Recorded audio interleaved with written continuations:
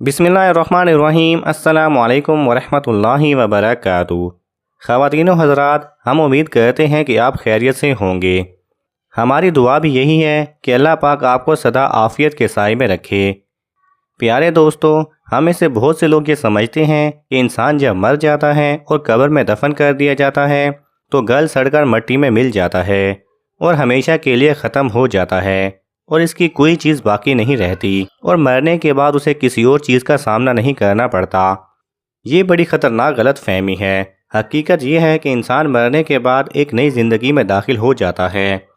ये ज़िंदगी बरज़ख की ज़िंदगी कहलाती है और बरज़ख के बाद आखिरत की ज़िंदगी होगी जो हमेशा रहेगी, कभी ख़त्म ही नहीं होगी। मरने के बाद जो कुछ पेश आएगा उसे कुरान हकीम और अहादीस नबविया में वजाहत के साथ बयान किया गया है।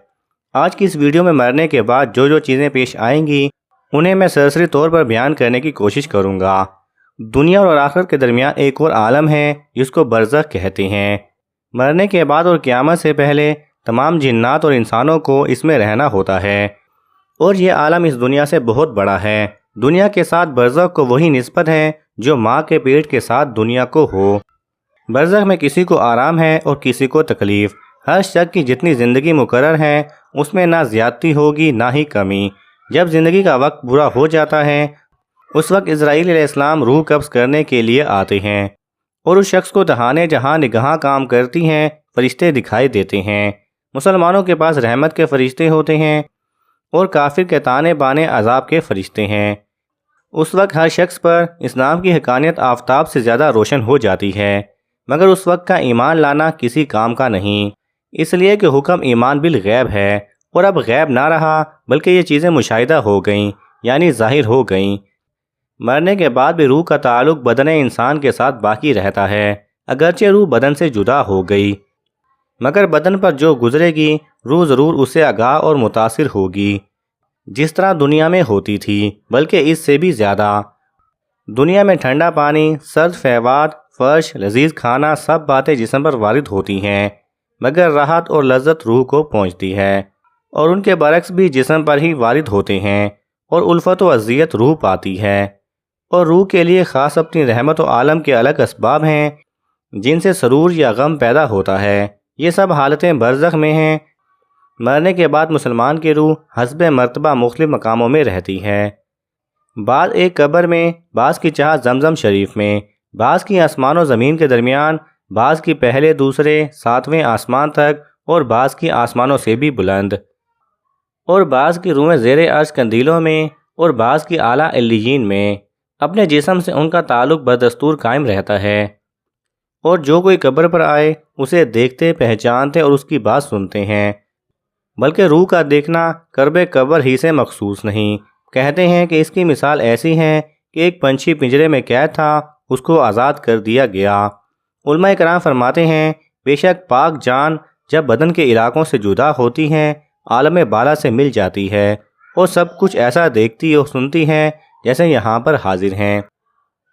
काफिरों की खबीस रूहें बाज़ उनके मरघट या कब्र पर रहती हैं, बाज़ की चाहे बरबूत में कि यमन में एक नाला है वहाँ पर रहती हैं। बाज़ की पहली दूसरी सातवीं ज़मीन तक, बाज़ की उसके भी नीचे सिज्जीन में रहती हैं और जो उसकी कब्र या मरघट पर गुजरे उसे देखते, पहचानते, बात सुनते हैं, मगर कहीं आने जाने का इख्तियार नहीं कि वो सब कैद हैं। मौत के मानी रूह का जिस्म से जुदा हो जाना है, ना ये कि रूह मर जाती है। जब मुर्दे को कब्र में दफन करते हैं उस वक्त उसको कब्र दबाती है। अगर वह मुसलमान है तो उसका दबाना ऐसा होता है जैसे माँ प्यार में अपने बच्चे को ज़ोर से चिपटा लेती है, और अगर काफिर है तो उसको इस ज़ोर से दबाती है कि इधर की पसलियाँ इधर और उधर की पसलियाँ इधर हो जाती हैं।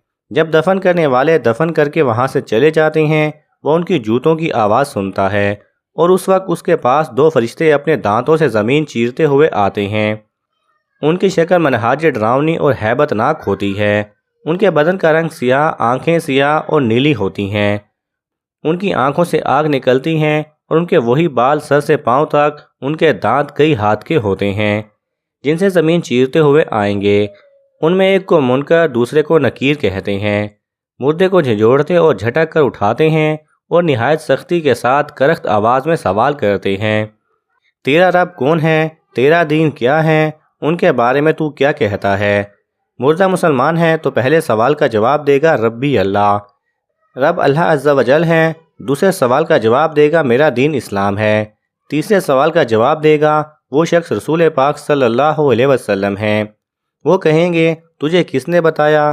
کہے گا میں نے اللہ کی کتاب پڑھی، اس پر ایمان لایا اور تصدیق کی۔ بعض روایتوں میں یہ ہے کہ سوال کا جواب پا کر وہ کہیں گے ہمیں معلوم تھا تو یہی جواب دے گا۔ اس وقت آسمان سے آواز آئے گی میرے بندے نے سچ کہا، اس کے لیے جنت کا بچھونا بچھاؤ اور جنتی لباس پہناؤ، اور اس کے لیے جنت کی طرف ایک دروازہ کھول دو۔ جنت کی نصیب اور خوشبو اس کے پاس آتی رہے گی، اور جہاں تک نگاہ پھیلے گی وہاں تک اس کی قبر کشادہ کر دی جائے گی، اور اس سے کہا جائے گا تم سو جاؤ جیسے دلہا سوتا ہے۔ وہ مردہ قیامت تک سوتا رہے گا، اور قیامت والے دن اٹھا لیا جائے گا۔ اس کی روح پرسکون ہوتی ہے، وہ چین میں ہوگا۔ عبداللہ بن مسعود رضی اللہ تعالی عنہ کا بیان ہے کہ اللہ کے رسول صلی اللہ علیہ وسلم کا ارشاد ہے کہ قیامت کے دن 5 چیزوں کے بارے میں سوال سے پہلے کسی بندے کے قدم اپنے رب کے پاس سے ٹل نہیں سکیں گے۔ اس کی عمر کے بارے میں کہ اس نے اسے کہاں کھپایا، اس کی جوانی کے بارے میں کہ اس نے اسے کہاں گزارا، اس کے مال کے بارے میں کہ اس نے اسے کہاں سے کمایا اور کہاں خرچ کیا، اور اس سے اس کے عمل کے بارے میں کہ اس نے اس پر کہاں تک عمل کیا۔ اللہ کے رسول صلی اللہ علیہ وسلم فرماتے ہیں کہ ایک کافر قیامت کے دن بلایا جائے گا، اس سے پوچھا جائے گا کہ اگر تجھے زمین بھر کے سونا مل جائے تو کیا فدیے میں دے کر اپنی جان چھڑا لینا چاہے گا؟ وہ جواب دے گا کہ ہاں، تو اس سے کہا جائے گا کہ تجھ سے تو اس سے کہیں زیادہ آسان چیز کا مطالبہ کیا گیا تھا۔ ایک روایت میں ہے کہ اللہ اس سے کہے گا کہ میں نے تو تجھ سے اس سے زیادہ آسان چیز کا مطالبہ کیا تھا جب تو آدم کی پشت میں تھا کہ میرے ساتھ کسی کو شریک مت کرنا، لیکن تو نہیں مانا، شرک کرتا رہا۔ مسلم کی روایت میں ہے کہ ایک بار اللہ کے رسول صلی اللہ علیہ وسلم نے فرمایا کہ کیا تم جانتے ہو مفلس کون ہے؟ صحابہ نے جواب دیا کہ ہمیں مفلس وہ ہے جس کے پاس نہ درم ہو نہ کوئی ساز و سامان ہو۔ آپ صلی اللہ علیہ وسلم نے فرمایا کہ میری امت میں مفلس وہ ہے جو قیامت کے دن نماز، روزے اور زکوٰۃ لے کر آئے گا، لیکن اس نے کسی کو گالی دی ہوگی، کسی پر بہتان باندھا ہوگا، کسی کا مال ہڑپ لیا ہوگا، کسی کا خون بہایا ہوگا اور کسی کو مارا ہوگا۔ بس ان میں سے ہر ایک کو اس کے حق کی مقدار کی اس کی نیکیاں دے دی جائیں گی، اور اگر ان کے حقوق پورے ہونے سے پہلے اس کی نیکیاں ختم ہو گئیں تو ان کے گناہ اس کی گردن پر ڈال دیا جائیں گے، پھر اسے جہنم میں گھسیٹ کر ڈال دیا جائے گا۔ محترم عزیز دوستو، میں امید کرتا ہوں کہ ویڈیو آپ دوستوں کو پسند آئی ہوگی۔